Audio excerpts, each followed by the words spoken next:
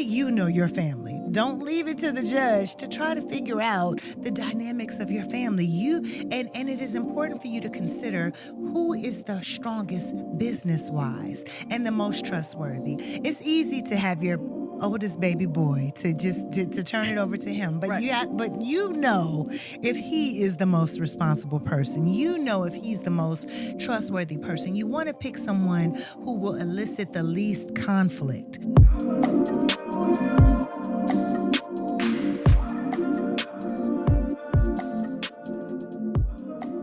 Our conversation was so good with Judge Kenya Johnson from Fulton County Probate Court. We had to continue. I am so excited to be doing part 2.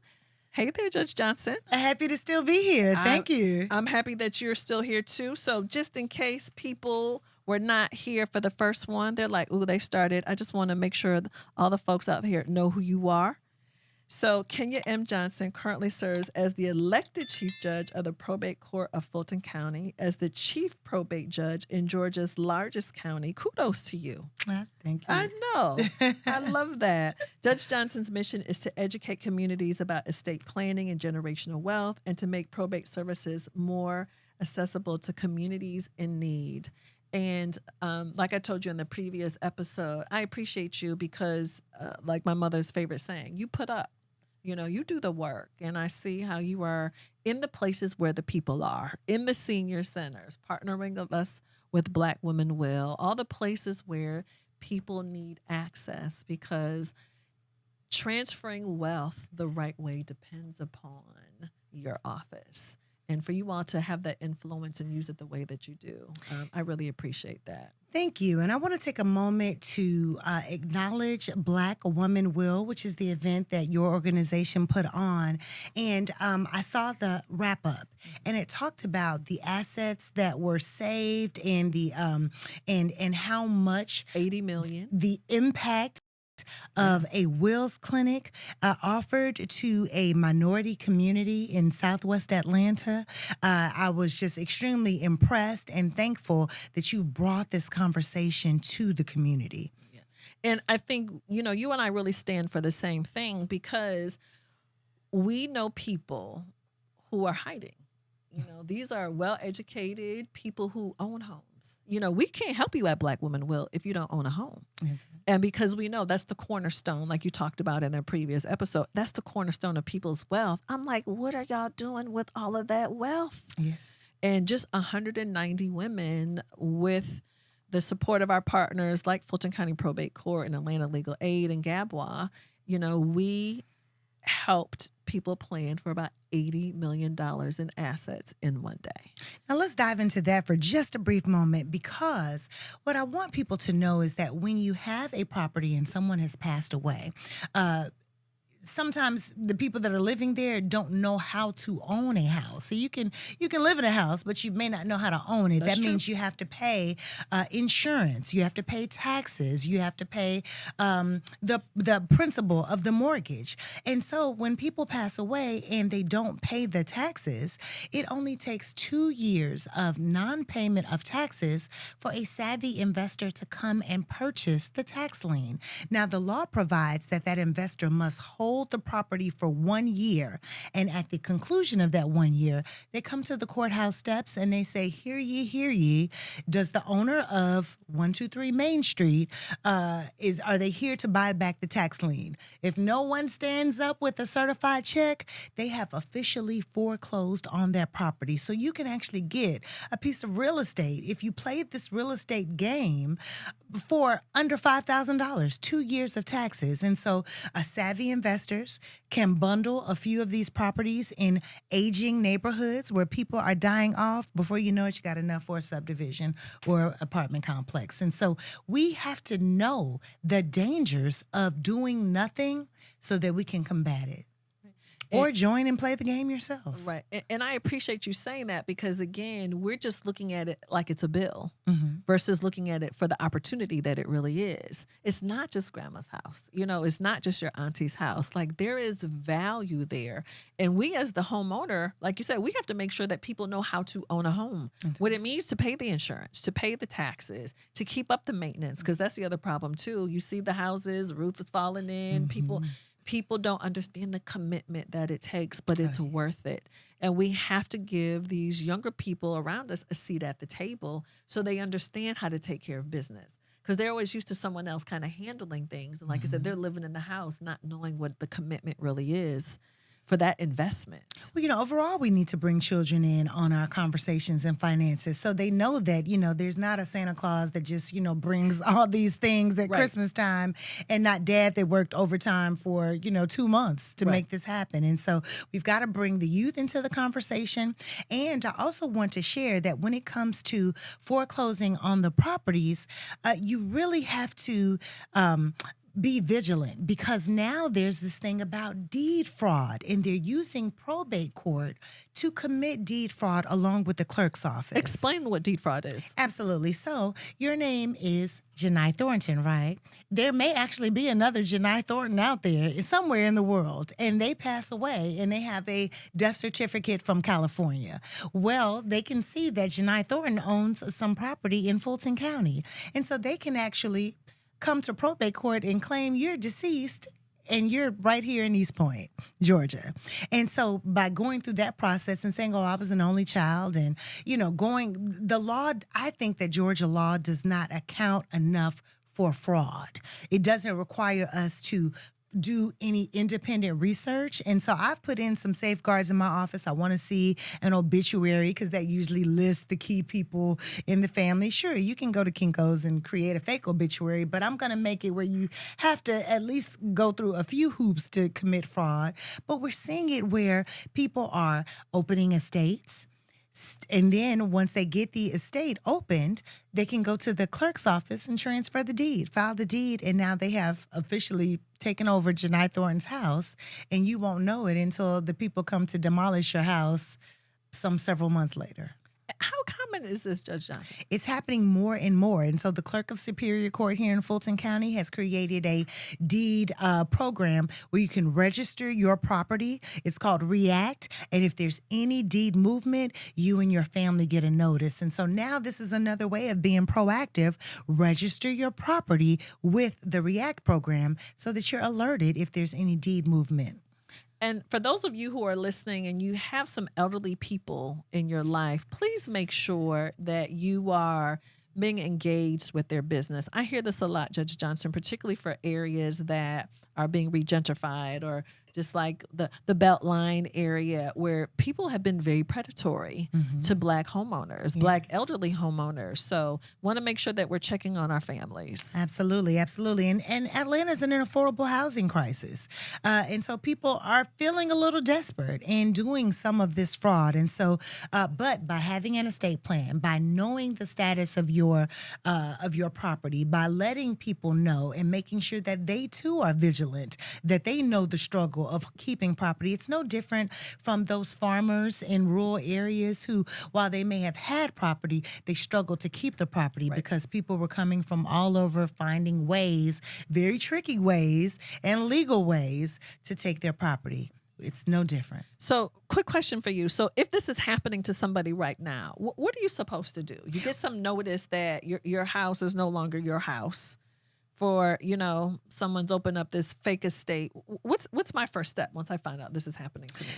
Well, it is first of all, I hate to scare everyone, but I say this, I want you to see the most extreme circumstances so that you can be aware that these things can happen. And so if you do suspect some deed fraud, that's going to be calling the police. However, if it's not criminal, depending upon how they stole it, it may be a civil matter. And so through Superior Court of Fulton County is when you can do what's called an action to quiet title, or essentially having a judge determine who owns this piece of property. Understood. It's a hassle. You have to hire an attorney, pay filing fees, go through the court process.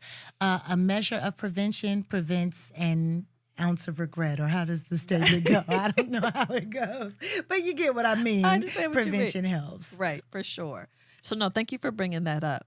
So one thing I want to talk about a little bit about is conflict, because I know that in my family, I have seen things be very peaceful, very orderly, very together. And then I have just seen the outright people never speaking again.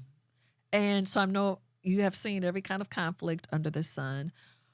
What advice do you have to help families prevent some of that conflict beyond having the documents in place? But what other tips do you have? Sure. So when contested estates come to probate court, it is for me as the judge to decide who is the best person to handle the business of this estate. This is presuming that there isn't a will. Well, how do I determine that? You've got one cousin saying, this person smokes weed. Well, this person had a DUI. Well, this person filed bankruptcy. And so you're hearing all these allegations, and you're also weighted down by historical things that have happened in the family. Okay. Dad gave you a car first. Mom never sent me to college. Whatever it may be. Probate court has to listen to all of that and decipher who's the best person. Only you know your family. Don't leave it to the judge to try to figure out the dynamics of your family. And it is important for you to consider who is the strongest business-wise and the most trustworthy. It's easy to have your oldest baby boy to turn it over to him, but right. but if he is the most responsible person, if he's the most trustworthy person. You want to pick someone who will elicit the least conflict. But if you put the administrator of an estate, they still have to follow your wishes, no matter who it is, but it needs to be someone who's trustworthy to follow the directions and not take advantage of the situation. So picking the right person to be in charge is really important. And being smart about it. Right. Going with your head and not your heart. Yes, nothing to do with love. And you can provide for someone if you want to do that, but you may appoint someone else to handle the business to offer those provisions for the person you want to look out for. I'm assuming it probably is not uncommon that people are picking people who, of course, this is assuming someone has a will, but someone who might be in charge, the executor, may not even be related to them. That's absolutely true. We see that often. I want to take care of my children, but they're not quite ready to handle such weighty legal matters. So I'm going to have my girlfriend or my friend or my sister, someone who wouldn't normally take under the will. It's whomever you pick. It's your stuff, your estate, your choice. Right. I love that. I love having that power. Yes. So I want to talk about something you mentioned in the first episode. You talk about being able to go through probate without an attorney. I know a lot of people don't even think that's possible. Like, it feels heavy. It feels like you got to be super smart, super well represented to navigate the waters. And you're saying that that's not true. Well, you definitely need to understand the process. And so probate court clerks can assist you in understanding the process, but you have the ultimate decision on which direction you want to go, because there's a few directions in your probate strategy within your family. If you know that there are going to be people that are going to contest it, you may take one legal course or you may take another. Okay. With that being said,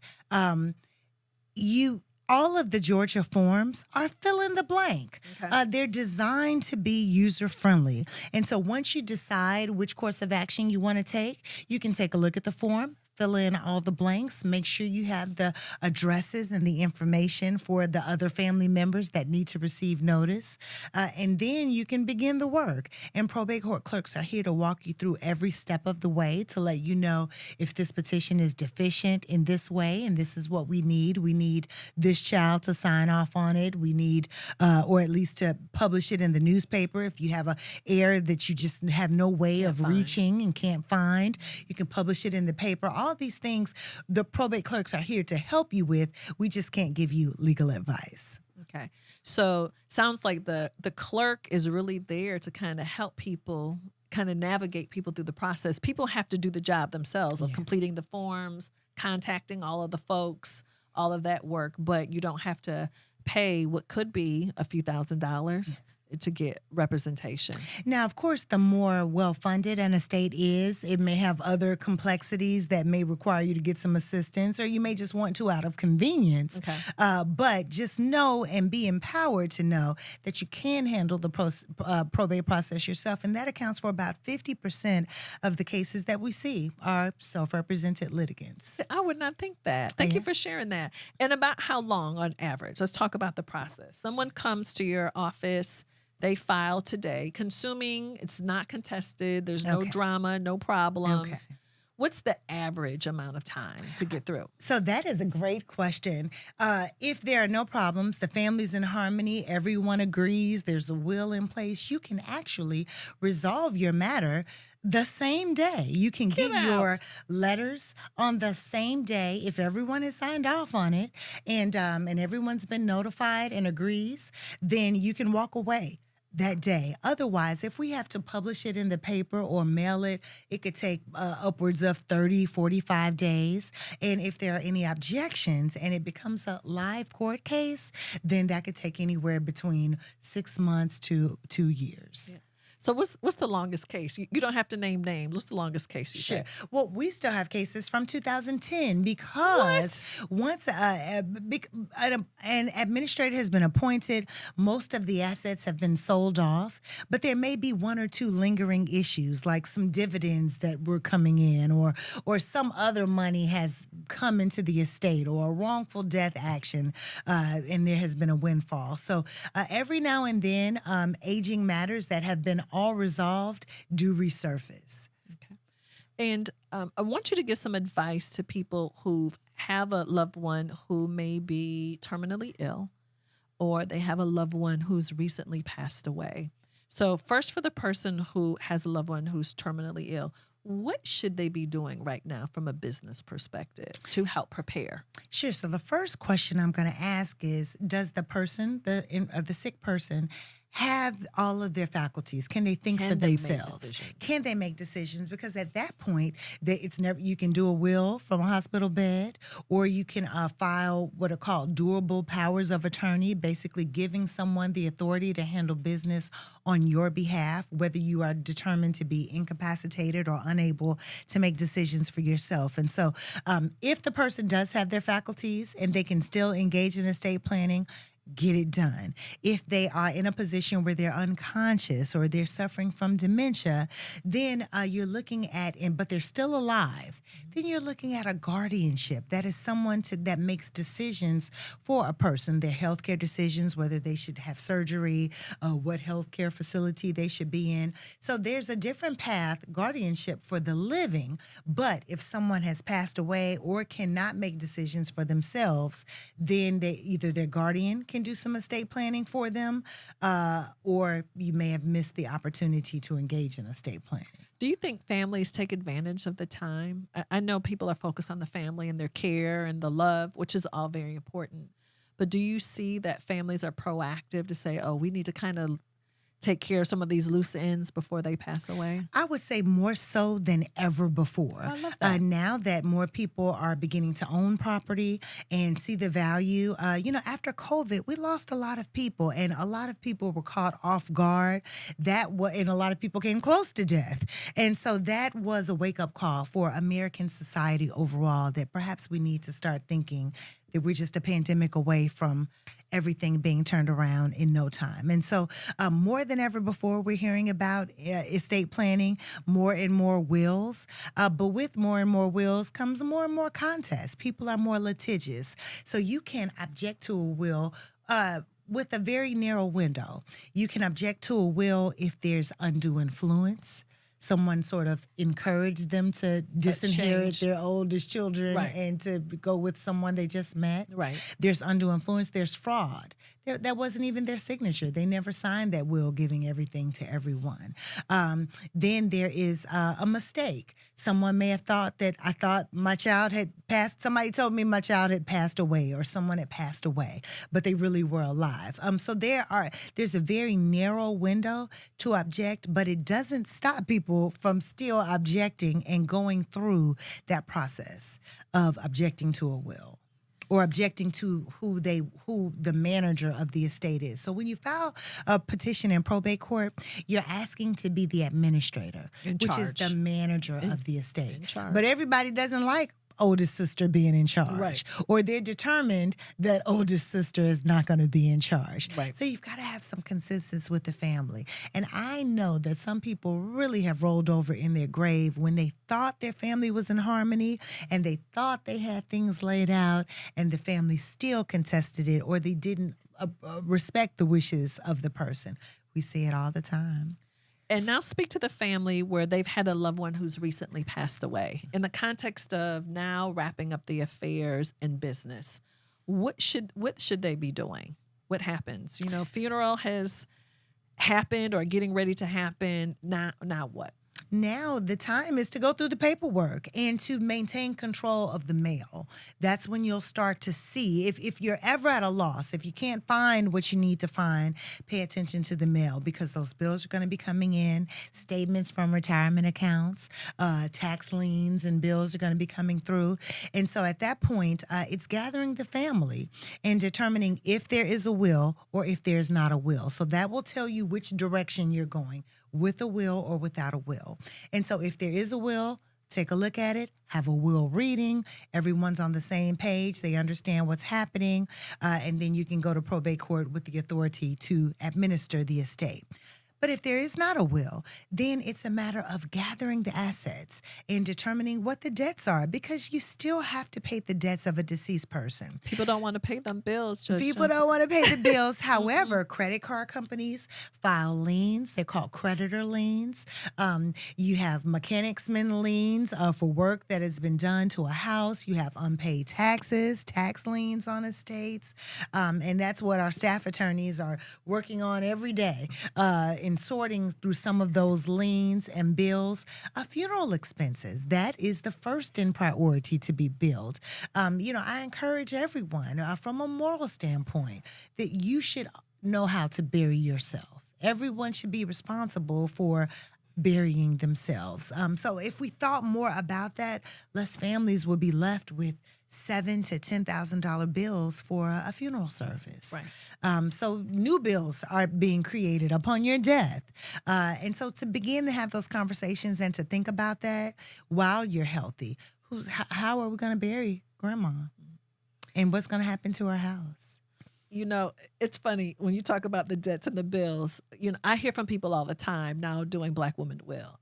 I get questions all the time. One of the first things that people always say to me, Judge Johnson, is, "Oh, there's no estate," because they don't want to pay the debts. "Oh no, there's no estate." Mm-hmm. But I'm like, wait a minute. I thought you told me, that there was life insurance, or that there was a retirement account. People want to keep all of the money, Of course, themselves. So can you speak to that? And I understand, what your loved one has died, income may be gone. This is the last house, the last amount of money. But can you speak to these bills, and that you just don't get to choose what you want to pay and what you don't want to pay? Yes, you don't get to choose what you want to pay. And so certain bills, once we advertise the fact that an estate has been opened, there are professionals that with the credit card companies that they juxtapose who's passed away and who has an open account with us. And so they have a way of finding out that someone has passed away and filing those creditor liens on estates. And if it comes through probate court, we have to honor it.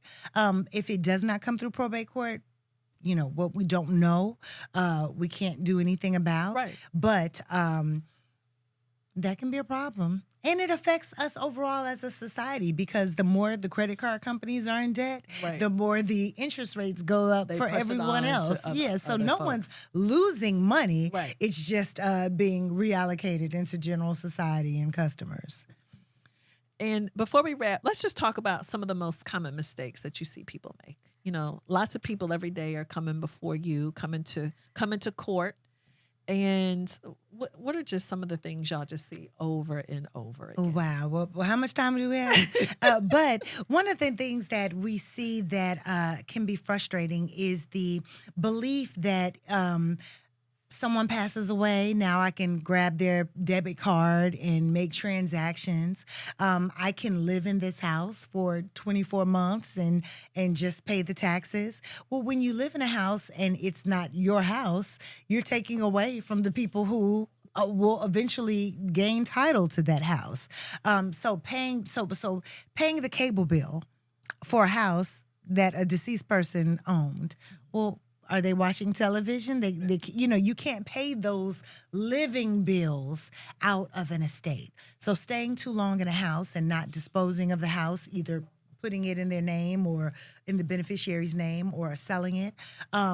Also, I would say, in how they execute something. Maybe a will only have one witness, or it'll be witnessed by someone who's taking in the will. Those are some of the more common things.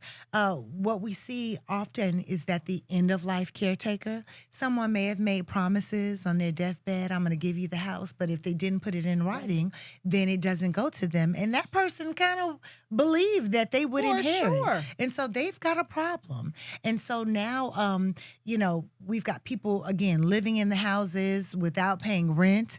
Now we've got eviction actions going on between sisters and brothers, or even if mom cared for someone. So say if she had an adult child that lived in the house, perhaps wasn't as productive as the other siblings may have wanted to be, but that was mom's baby. And so she, appreciated the company more than anything. Well, when she passes away, the productive kids want to kick the no good kid or the least productive out. Right. And so we see those family dynamics all the time. And then you've got the sympathizers. Well, what's going to happen to, this brother? Well, if she didn't account for him, if it wasn't in writing, we don't know what to do. So estate planning also with Medicaid, they can actually sell off your property to recoup Medicaid or Medicare expenses. And so there's a way with estate planning that you can actually protect your property. But Medicaid law has a 5-year look back. And so, being strategic about that and getting it out of your name before you become ill. But a lot of people don't want to give up control of their property. You hear a lot about trust, which really came to popularity in the 80s. And there's all sorts of trusts. But the key mistake that I see when it comes with trust, and trusts are basically you're creating an entity to house all of your property. So when you pass away, it just goes according to the terms of the trust. But you have to fund the trust, which means you're relinquishing control during life. So if I want to have a trust, the trust of Kenya Johnson, I have to transfer my current house, my current car, into the my trust current bank account into the trust of Kenya Johnson, which means Kenya Johnson may not be able to use her debit card like she used to because now the trust owns it. Or you may not be able to sell your car in the way that you used to because the trust owns it. So you give up control, and I see so many unfunded trusts. Trust is just a sheet of paper unless you transfer assets into it. So you have to understand what tools are available and what you're willing to do right here and right now. And I definitely don't recommend people continue to get their legal advice from TikTok. You see people saying, don't transfer your property in your children's names. Right. And you have to know the pros and cons and what is working right for you. Georgia now has a new tool that became active. It was passed in July in the legislature, and it takes effect in January, called Transfer on Death Deeds. TODs. So actually, I can fill out this new form now so that immediately upon my death, it transfers to you and we don't have to do anything else. Right. So that is a wonderful tool to bypass probate when all that's left in a property, in an estate is property, is real estate. People aren't fighting over the china and the silver like they used to. Right. They're fighting over the real estate. The real estate. And so this is a great tool. We've just got to get the word out about this new law and this new tool. I'm happy that you mentioned that. Super excited when that law passed here in Georgia. Actually, I'm happy that you brought that up. I'm going to talk to you offline about that because we really would love to do some education and some events around that next year with you, because that's the key to the kingdom right there, Yes. of making sure those steps that we talked about in the previous episode, you can go ahead and list the person who you want to receive the property, and they have no interest in it until you pass away. It's a probate game changer. I mean, that is huge. Yeah. But same thing that you talked about. You can do that with your bank account. You can do that with your investment accounts. You can do that with your retirement account, simply by adding a person's name. But they are not joint with you. Right. They don't have any access. They can't view. They can't go online. Payable on death. Payable on death. I mean, that's such a beautiful thing. And then a lot of this craziness that we're talking about doesn't mean everybody's going to be happy about the decisions that are made, but the decisions that are made, it's clear cut. You don't have to worry about all this contesting this and people complaining about this. It's done. Absolutely. And then you can write on a notebook, you want your fur goat to go here, Right. you want your, some of the smaller, less valuable things, but it's important to take advantage of those tools that are now currently available. And we're excited about the transfer on death. We think that it will resolve a lot of not having a will, a lot of issues. It would make it so much simpler for people who own property when they pass away. I love that. And for those of you who are watching or listening in another state, your state may also have it too. Not sure, but please check. It's definitely worth you checking that out and taking the time to get the forms completed, filed, signed, executed correctly. And again, checking your beneficiaries at least once a year. So before we wrap up, any last bit of advice, anything that you want to share?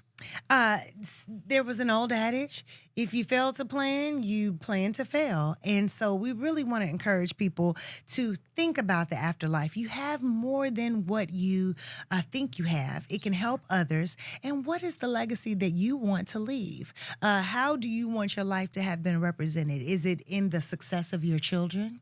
Is it in taking care of your parents? Whatever is important to you can be expressed in your testamentary wishes. And it pays to think about that now, and you'll have peace of mind. Your family will have peace of mind, and no one wants their family fighting over their trinkets when they pass away. We see families who are not in harmony because of it could only be a little bit of assets, much less millions of dollars. We see that too. And so if you want your family to live on without the burden of the business and the distrust, you can affect that today by the decisions and the planning that you make. Yeah. Consider it a love letter. Yes. You know, it is. I love that. Yeah, it's a love letter. A love letter to your family. Yeah, it's a love letter to your family. Yes. Just think about the peace and order that it brings. Absolutely. And I appreciate that. Even like with my mother's situation, although I was 29 and she had siblings, there was nothing to talk about, you know, and I don't think everybody was happy, but didn't matter what everybody thought. Every decision was made exactly what she wanted, how she wanted, where everything was. There's something to be said about, you know, that love letter, because it is a gift. Yes. It is definitely a gift. I swear, this is the last thing. Can you please just talk about how important it is to be organized? Yes. Well, Where are the documents at, Lord? Sure. So I mentioned to you that my father, who was an insurance salesman, was really orderly. Now, it was his top drawer of his bureau, but we knew where to go. So wherever your place is, be it a file cabinet, be it a lockbox, have your documents together, your birth certificate, your life insurance, your retirement accounts. In my own home, I have a list of all of our accounts. My kids know exactly where to go to get what they need. And so, but you've got to share that information. And even if you are a little reluctant to share that information now, you can get a safety deposit box and put those things in the safety deposit box and then just share or make the safety deposit box key accessible upon your death.